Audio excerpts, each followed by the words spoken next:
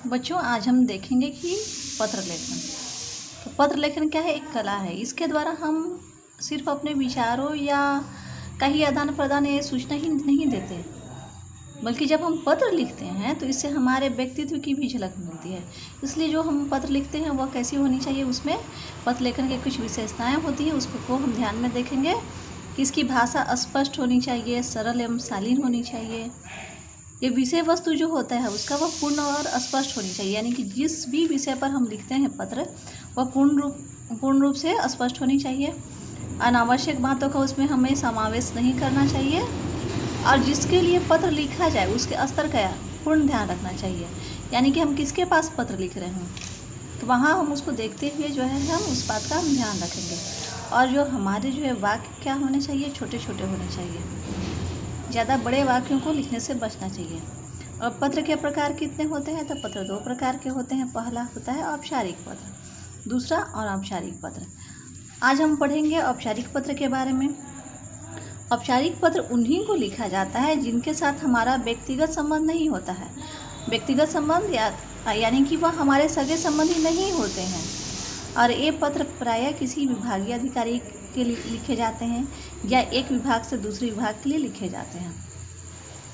अगर हम जो है औपचारिक पत्र जो लिख रहे हैं तो अगर वह हमारा सगा संबंधी भी होता है तो वहाँ इसका कोई महत्व नहीं रह जाता। ठीक है, तो यहाँ पर हम औपचारिक पत्र के जो हमारे प्रकार हैं बहुत सारे होते हैं। पहला होता है प्रार्थना पत्र के रूप में। ठीक है, अब प्रार्थना पत्र किसके पास लिखा जाता है? हम प्रार्थना पत्र प्रधानाचार्य के पास लिख सकते हैं। ठीक है, या हम उस अधिकारी के पास लिख सकते हैं जिसके अंडर में यानी उसके अंतर्गत जो है हम काम करते हैं। तो यहाँ प्रार्थना पत्र में हम विभिन्न प्रकार के प्रधानाचार्य के पास पत्र लिखते हैं, जैसे अवकाश के लिए प्रार्थना पत्र, शुल्क माफ़ करने के लिए प्रार्थना पत्र, किसी प्रकार की सहायता के लिए प्रार्थना पत्र भी लिख सकते हैं। इसके बाद जो है प्रार्थना पत्र के अतिरिक्त जो क्या होते हैं हमारे, क्या होते हैं, आवेदन पत्र आते हैं। अब आवेदन पत्र कहाँ हम लिख सकते हैं? जब हम नौकरी के लिए कहीं आवेदन देना होता है तब वहाँ हम आवेदन पत्र लिखते हैं। स्थानांतरण के लिए आवेदन पत्र लिखा जाता है।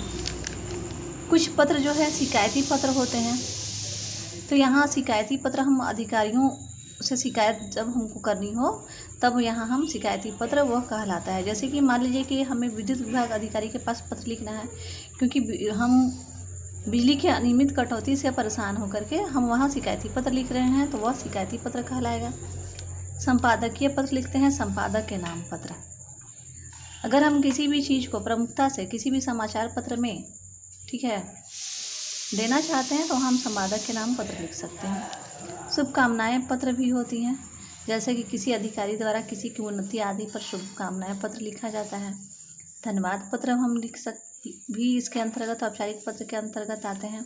इसके अलावा एक मोस्ट इम्पोर्टेंट है व्यावसायिक पत्र, जो आपके जो बोर्ड एग्जाम में पूछे जाते हैं।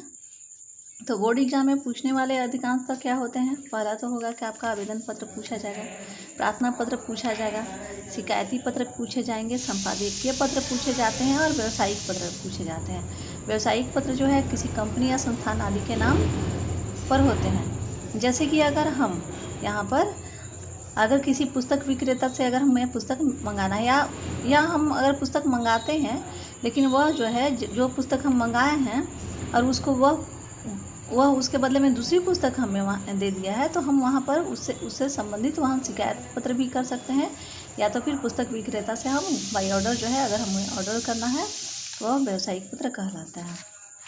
आज हम जानेंगे कि प्रार्थना पत्र जो हम लिखते हैं उसका जो है फॉर्मेट क्या होता है, उसका चरण क्या होता है, आखिर हम कैसे लिख सकते हैं। तो पहला क्या होता है, हम वहाँ सेवा में लिखते हैं। दूसरा चरण क्या होता है, उसके बाद का चरण प्रधानाचार्य। ठीक है, अब किस विद्यालय के हैं तो विद्यालय का नाम और पता वहाँ डालेंगे। फिर उसके बाद हम तीसरे चरण में आएंगे तो यहाँ विषय डालेंगे।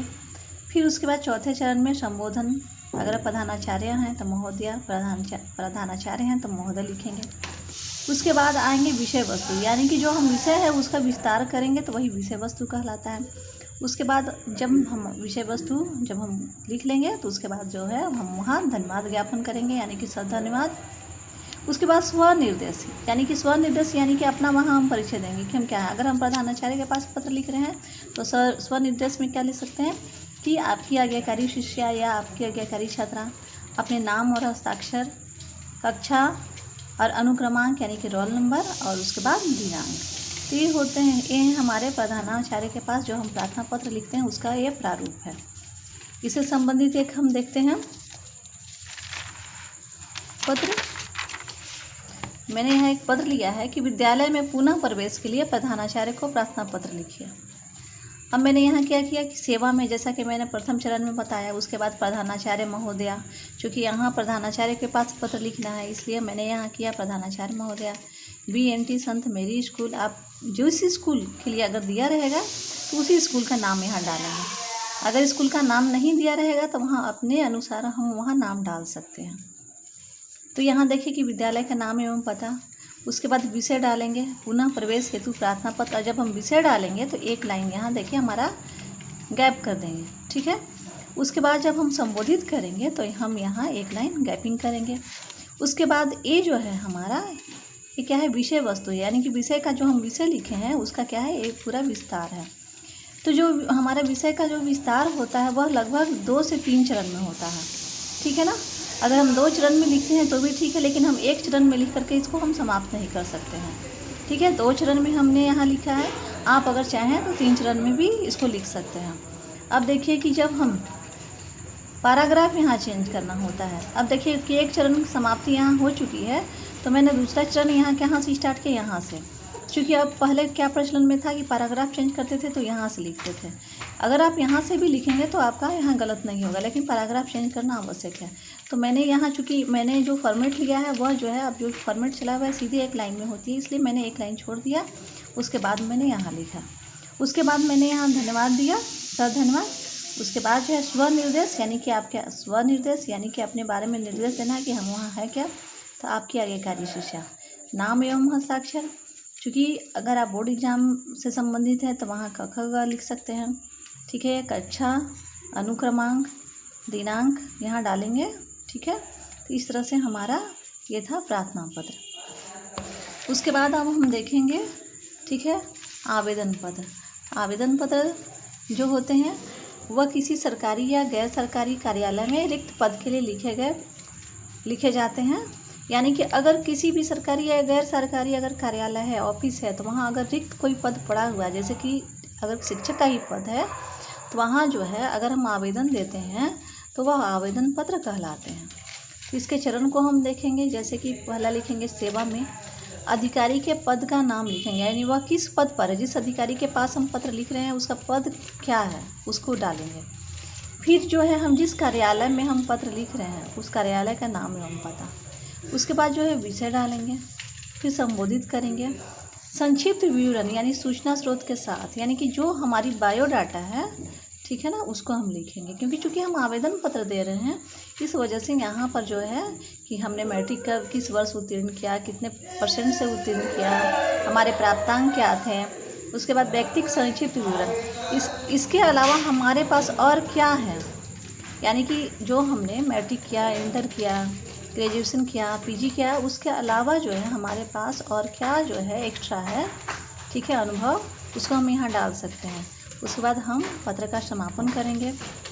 स्वनिर्देश, जैसा कि मैंने अभी बताया, नाम एवं हस्ताक्षर, पता, दिनांक और संलग्नक, यानी कि जो है जीरोक्स कॉपी, जो हम यहाँ पर संक्षिप्त विवरण देंगे, ठीक है, जो हमारे डॉक्यूमेंट्स रहेंगे, यानी कि मैट्रिक का जो मार्कशीट रहेगा, इंटर का मार्कशीट रहेगा, ठीक है, वो सब हमें यहाँ संलग्न यानी कि फ़ोटोकॉपी के रूप में वहाँ संलग्न करना होता है। तो वह संलग्नक का भी वहाँ जिक्र करना होता है, ठीक है। तो ये थे हमारे फॉर्मेट आवेदन पत्र के। तो आज हम सिर्फ यहाँ अभी प्रार्थना पत्र के बारे में जानेंगे और पढ़ेंगे।